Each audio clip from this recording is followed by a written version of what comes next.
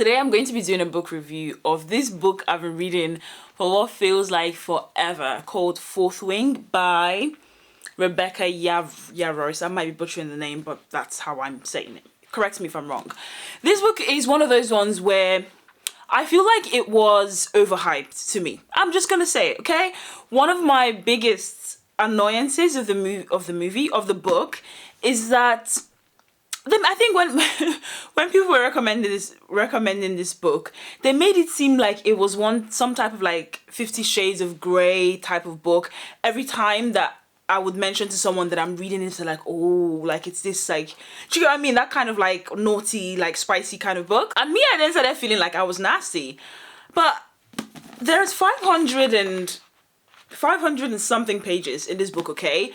There was not even a hint. This was the most PG book, basically, up until the 400 page. So I went through 400 pages of PG material that I can give to my niece to read, okay?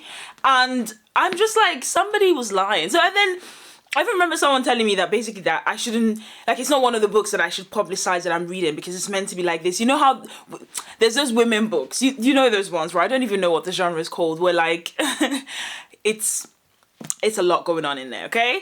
And it made it feel like this book was that. But I'm just going to say it is not, in my honest opinion. I think that I'm the worst person to read fantasies because I don't really hold, I was telling my friend this recently, I realize my brain doesn't really hold information that's not relevant to me. Like I easily get rid of information from my brain. I find that a lot of fantasy books, like I'm like, can we get to it? Can you like wrap this up? Like, can you hurry up a little bit? Like, I've got things to do. This was one of those ones. Literally, the book didn't start getting interesting until, again, around the 400 page mark. So I was a little bit disappointed because somebody even like somebody recommended this book and said that it was like Game of Thrones. I'm like, Game of Thrones? My Game of Thrones? Or is there another Game of Thrones that's out there? Because it's not that. Like, later on, I would say it's the most similar to Hunger Games, but for the most part, I would say it was a little bit underwhelming. It took a really, really long time to explain like what was happening. And I'm gonna try and do that in this next section of this review. So there's this girl, right? What is her name again? Violet. And she's supposed to be the daughter. Not she's supposed to be. She is the daughter of this general in this world that they've created. This really high level general. Plot twist, the general is the mom, not the dad. And it fits into, I guess, that kind of typical fiction or like Game of Thrones world where you have like different, not responsibilities, almost like clans in a way. I'm not going to call it clans. So for example, she's a scribe, or she was training to be a scribe, obviously more into the books and history and things like that. Whereas she's gone into this world where she's training to be a rider who rides dragons, right? So it's that kind of thing where there's like different clans who do lots of different type of things. She's supposed to be a rider, right? And she's lost her dad at this point when the book starts. She's also lost her brother, and now she's getting recruited into this training camp, let's call it, right? Where you train essentially to become a rider, a dragon rider. I think that the purpose of the whole training camp is supposed to be about like protecting their, let's call it country. It's not a country, but protecting their, you know what I mean, clan, community, whatever it is. And I think that's the purpose. But if you read this book, let me know, what is the purpose of this training camp? So in the training camp, they have different wings. And then even within each wing, they have which was one of the guys in the book, they have another level or something else, right? Why can't I forget what Dain was looking after? Oh, I can't remember. Dain is like, there is a wing and then there is a group under the wing, right? So this is Fourth Wing, which is where the girl Violet is the wing that she's in. Violet is supposed to be like very petite, very small. She is obviously a scribe, so she's really smart. She's been reading. Her dad was a scribe, so he's like, he didn't know a lot about books, but she doesn't have meat on her bones. And she's very small. She's supposed to be like around 5 foot. 5 foot, sorry. So she's a small girl, 5 foot, maybe just under, maybe just above. So she's tiny. So that's the preface of the book. She goes into this wing and she feels like almost like unworthy to be there because there's all these people who have been training, who are coming and like, you know, when you go into someone and everybody's like getting like on, and then she's there like, okay, I love my books, I'm a reader. So it's that kind of vibe. And I'm not gonna lie, for the most part of it, I was so confused. Okay, they kept going, okay, this is training, now there's this thing, there's this other thing, and then it gets to the point where, okay, they've been training, right? And then they actually get to a point where they kind of like meet their dragons for the first time, and then they need to essentially match with a dragon. So as I said, riders ride dragons, so they need to match with a dragon. And I think that at the end of that process where you're matching with a dragon, there's some people who die because the dragons, when they get exposed to dragons, some dragons were killing people. And then in that other process, there's some people who don't actually match with any dragon. So I'm not sure what happens to them, but it's not a good thing to not match with the dragon either. And in the training camp as well, you can easily get killed. Like, people kind of like just drop in left, right, center. So from different fights, someone might fall from somewhere, another person might try to kill someone. So it's not a place where they're trying to like, where they're really looking out for each other. It's very strange. So that's the entire preface of the story. And the book for me didn't develop, as I said, until we're getting closer to the 400-page mark. This is a 500-page book. And where it started to get interesting for me was she had this best friend called Dain, and they've been friends like since they were in school. And it's very interesting, like the guy clearly has like a romantic interest in her, you know, one of them ones where they're like, oh, we're childhood best friends, but a little something is inside of it. So it was one of those ones, and they've been childhood best friends, but I really dislike him. Like, I fundamentally just don't like him as a person. I don't even know. The funny thing is, like, this was even before anything. Like, he just gave me all the wrong vibes, okay? And Dain is supposed to be this guy who's, like, really stuck on, like, rules and, like, yeah, basically sticking with the rules. And it started to get interesting because obviously then at some point where she finally actually I keep saying mates because that's the wrong word, matches with a dragon.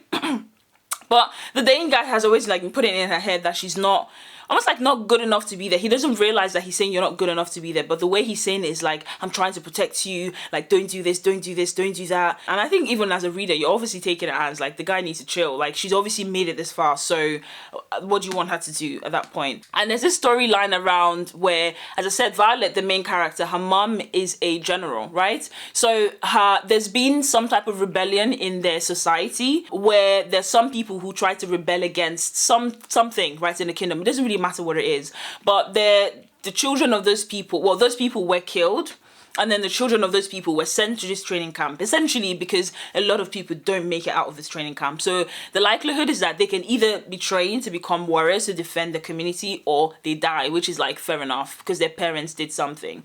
So in that whole situation, there's this guy called Xaden, who, he kind of grew up on me, I'm not gonna lie. But Xaden is supposed to be a guy who, his parent was obviously somebody who rebelled, and his parent, dad specifically, I'm not sure, they didn't mention his mom. I think the mom was killed as well. But anyway, his dad rebelled, and then his dad was killed. And his dad was killed by, what's her name? Violet's mother, right? So he's coming into this place like, this is the daughter of the woman who killed my father, right? But then at the same time, I think the rebellion of this guy's dad led to the death of Violet's brother. So essentially, it's giving Baspos. Like, one person lost a brother, Xaden lost his parents, and then Violet lost her brother because of his parents. So they have equal beef together, right? Allegedly, Violet's brother died. At the end of this story, that was when I said, why did you drag me 500 pages to come and tell me this now? But that's the essential storyline. So there's Violet, the main character, who's a bit of a weakling. There's Dain, who is her childhood's best friend in this camp as well, but he's a... God, I need to remember, it's not a wing. I said there's a group leader, let's just call it that, right? And he's like this, like, you know, he's older than her in the training camp, but he's like Mr. Rulebook, know-it-all, that kind of vibe. And then there's Xaden, who is her enemy, supposed to be her enemy, but you know, the whole enemy to lovers kind of trope was, it was very predictable, I'm not gonna lie. In a way though, I think, was it predictable? I don't know. I think because there was a lot of things going on, I felt like, this would be interesting. I definitely felt the vibe of the chemistry between them, like, okay, get a room, guys. Before things started to even get like almost like overly stated that obviously they had feelings for each other. But I think eventually liked the way that their chemistry developed. Some parts of it was a little bit corny. It's like, okay, like we get it. You like him. Like, I don't need to know everything about him at this point of what you're thinking. It's like, oh, so annoying. But I think that story was really good. So the relationship between Xaden and Violet gets interesting. So this is the rebellion. We're going to call him the rebellion guy, right?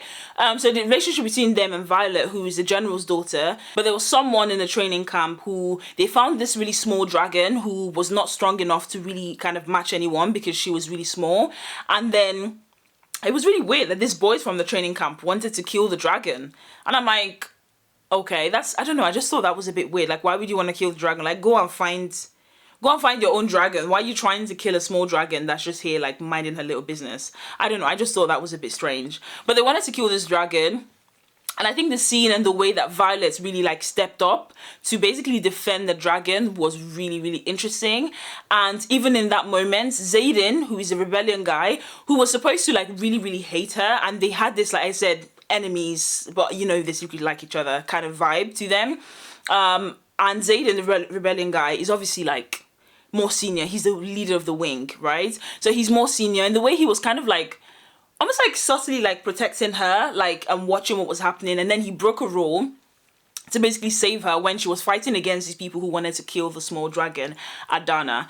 And then she eventually won, which is surprising again because she's she's supposed to be very small, and so the fact that she won that again with help from Xaden, I thought that was really, really good. And I think the way that that scene was set up was very, very interesting. It was one of the parts of the book that really like gripped me, so that was really good. So she defended the little dragon, the golden dragon, and I love the way that the dragon belly, because dragons like have voices in the book, and they write it in italics. Let me see if I can find like a good place where there's a dragon voice very quickly. Trying to show me. So you can see here, for example, it's in italics just at the bottom here. So it's those kind of things where the dragon, they have their own voices, and then the way that they talk to the people that they've been matched with. But anyway, she saves the little dragon, who then becomes my favorite because I like the little subtle comments. I feel like her voice is very soft and like, huh.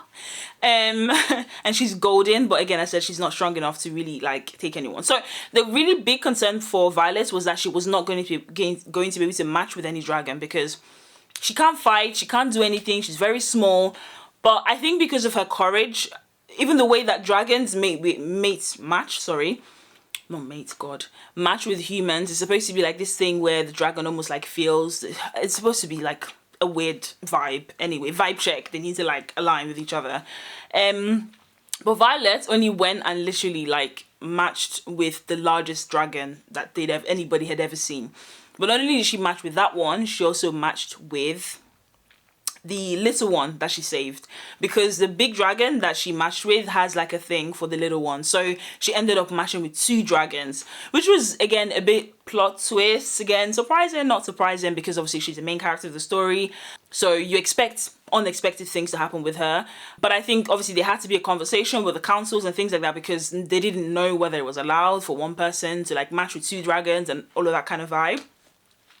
So that was very interesting. I thought, that's interesting. So anyway, the plot twist with her matching with that big dragon is that the big dragon basically has a girlfriend, okay?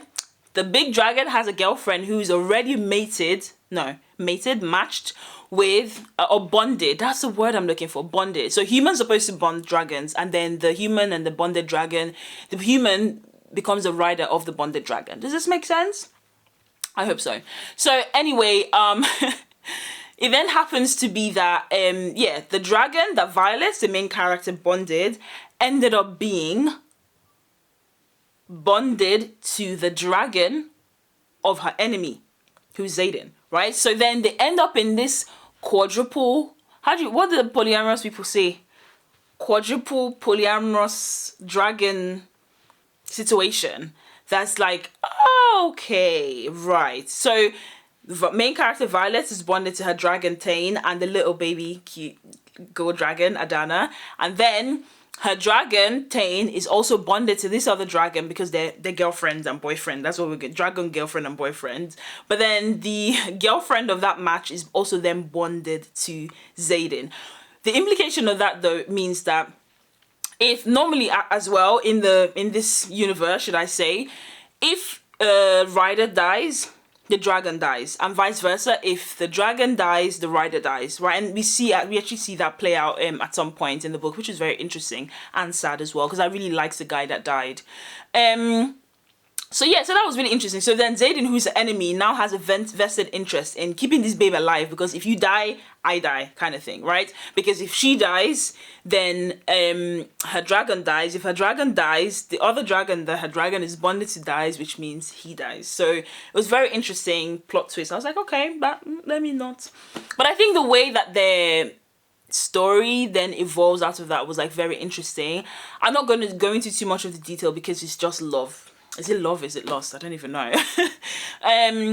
But it was just very interesting. Like, oh my god.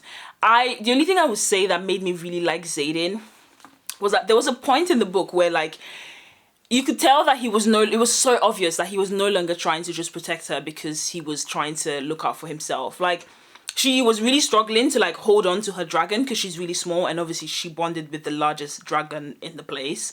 And he made this bespoke saddle for her to sit on her dragon so that she can hold on to the dragon. Like, there are so many things that he did for her that was just so, it was just so like, oh my god, like you could tell the book was written by women, because I'm not sure men in this generation, I don't think men are really that intentional. Maybe they are, maybe I just haven't met them, but like the way that he was so intentional about her was so nice to see. Like, oh my goodness, it was so intentional. And even when she like was struggling to like even like fight, like, I think it's called wield, but he literally would take his time out and like be teaching her with they had like a sparring gym or whatever that was called, and like he even sent like a person to basically like to kind of guard her in a way, and always looking after her when people were trying to kill her because she mated the largest dragon. And then I think there was a whole thing as well about how if you're just not mated, bonded with a dragon, the bond is a little bit weak. So because people had an eye on her, they're like, okay, if I can kill her, then the bond at that point is not strong enough for the dragon to die, but it's strong enough for me to then become the rider, if that makes sense. So anyway, their bond was really interesting, Violet and Xaden. The only thing I would say though is that I really disliked Dain, who is a childhood's best friend, and that's what I want to talk about, because that guy, he's such a snake. I'm just gonna say that. Like, there's a point where, if you remember, I said that she had to like kill some people, essentially. She didn't kill the guy in the end, but she had to fight off some people to save that really cute golden dragon, right?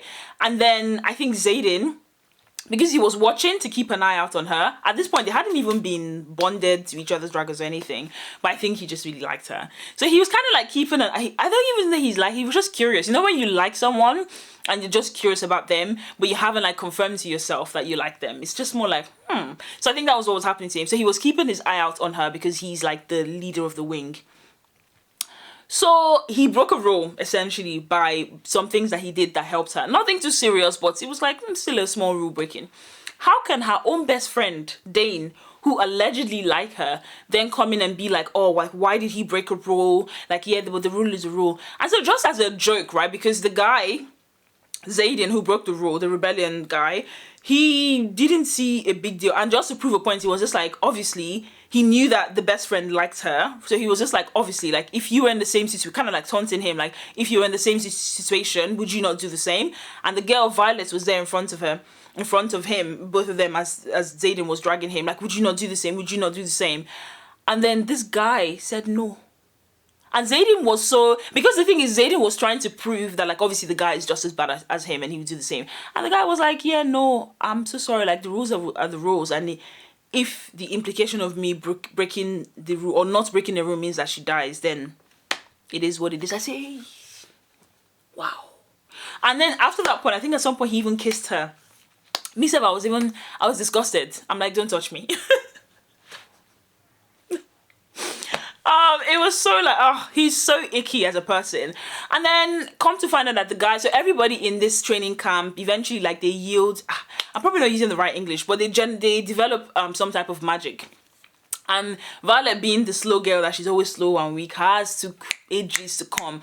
But the person who, her best friend, his magic is that he can read people's memories. But to read your memory, he has to hold your face, right? Tell me why at the end of this book, tell me why, right? Because they're best friends. She never really thought that like he would be trying to like take her memory without obviously having a conversation with her. But every time he goes to see her for the first time, he's like, oh, Violet. Hi, Violet. So good to see you, Violet. So it never really clicked that this boy, this idiot, was actually reading her memories. I said, I hear me. Wow. Wow. Oh my God. That was so crazy. And I think the plot twist and even it's so, I think reading someone's memories is so, I didn't even think about this because I've always said to myself that one of my superpowers, like if I wanted a superpower, I want to be able to read minds. But I think that, I guess I now see how reading somebody's minds is a violation of the privacy, however you say that word. And so yeah, I was just like, that's cold. But anyway, obviously the Violet girl, by the time she saw how that played out with her best friend already kind of like saying you're not good enough to be here, like in a subtle way, and then in that way saying that he wouldn't break a rule if it meant that, you know, it was to save her life essentially, she kind of just got the ick. Yeah, we all got the ick, didn't we? Yeah, so it was just one of those ones. But yeah, so she then goes on, like Xaden and her though, they end up in this weird thing where it's like, realistically speaking, what are the chances of Xaden and Violet actually becoming a thing? They obviously like slept with each other a couple of times in the book, but it's like she's a general's daughter. And he's the obviously rebellion child, right? So realistically speaking, what is going to happen there? But I really also liked the character development of Xaden. I really liked how they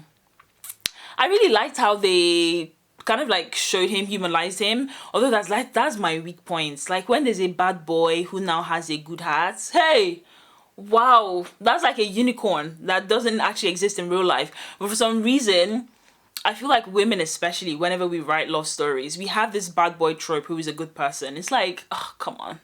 But the way that Xaden used to fight for this girl. Like there's a time when somebody tried to kill her in her sleep when this was time they were trying to take her dragon. They tried to kill her in her sleep. Like he didn't even ask questions. He didn't even want to hear. The funny thing is the stupid best friend was like, oh no, are you sure? It definitely can't be them. When Violet said this person did this to me, Xaden is like, bet. Who needs to die? And so there was something so just like, oh, really nice about just seeing how someone has that energy about you. Like it was so fascinating. I loved it so much. So anyway, I really love the character development of Xaden. I love what they explained about like how his parents died and like what happened to him. They didn't even go too much into detail of that actually, which I think they said that the next book in the series is supposed to be about. So yeah, I really love his character development. I really love like the relationship he had with his like, I would say not best friend, but kind of like a best friend, like an adopted best friend slash brother, Liam. And when Liam died, it really broke my heart. I was actually quite sad. I was like, oh, he seemed like such a good guy. Yeah, I was really sad. But the interesting thing actually is like when they get to the end of it, where there's now this, as part of the training camp, I think like one of the last things, like their graduation day on the training camp, is that they get to do this like real like war. But then the real war then ends up being a pretend war.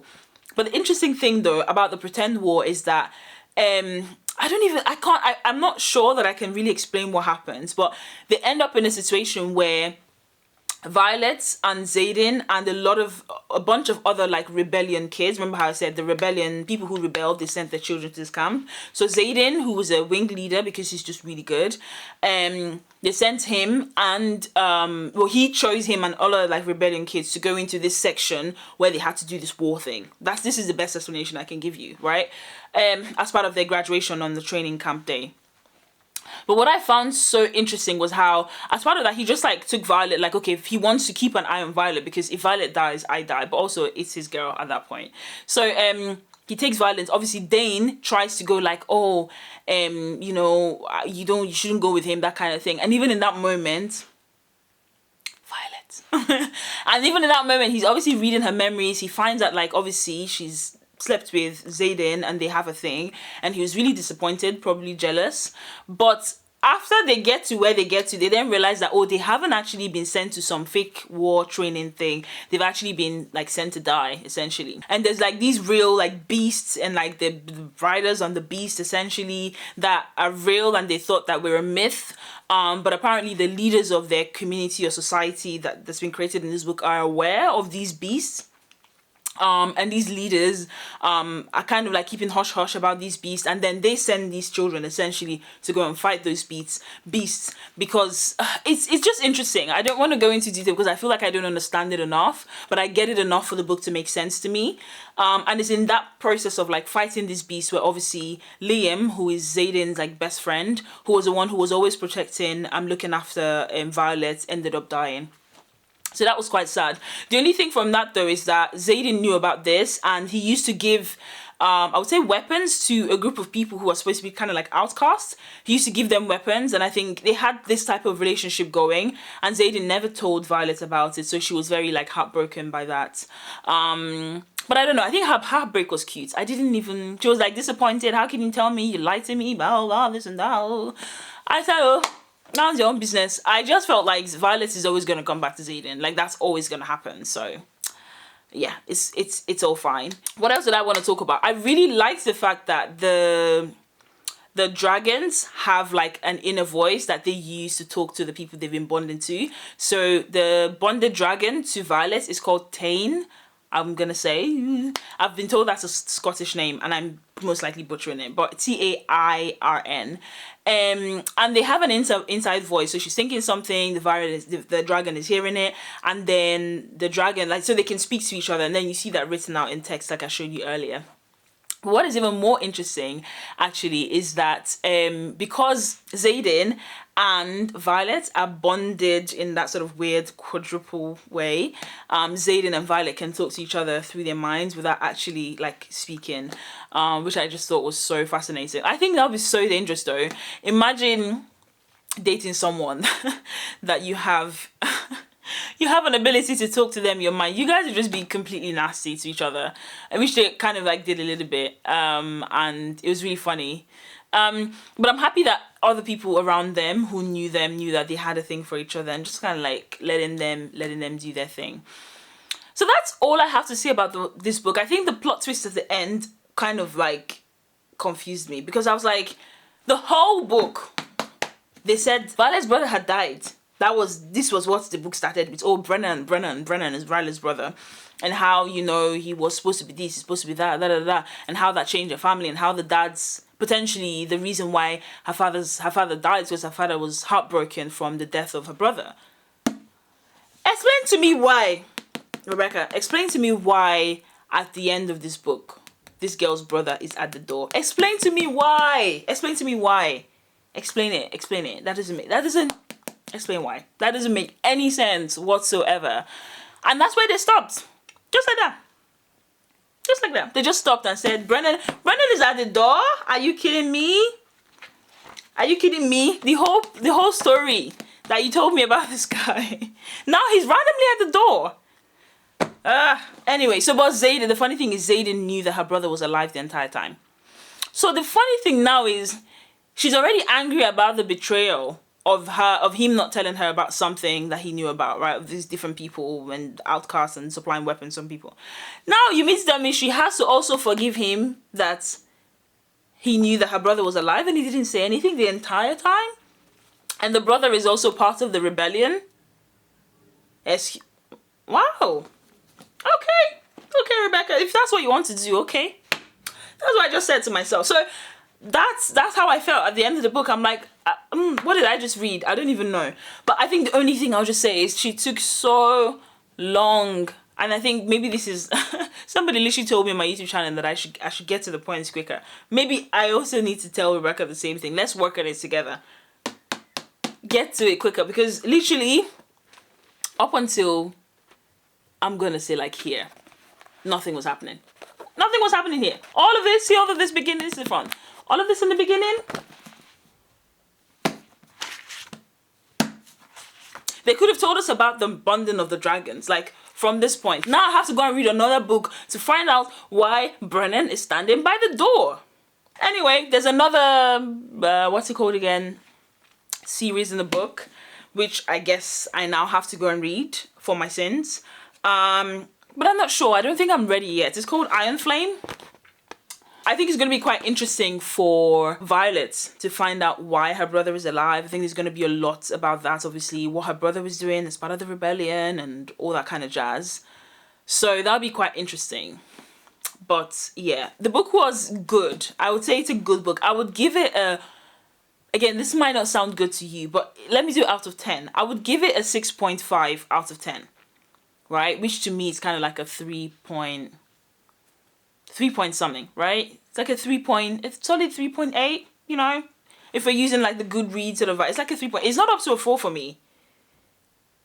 It's not up to a 4 for me. I'm so sorry. Because I spent more than half of the book of it being a 2. Like literally more than half. I was like, come on, get to it. So, and I think also the expectation of like, oh, like so many different things are happening, this and that, this is flying around, this. I didn't get there until page 400.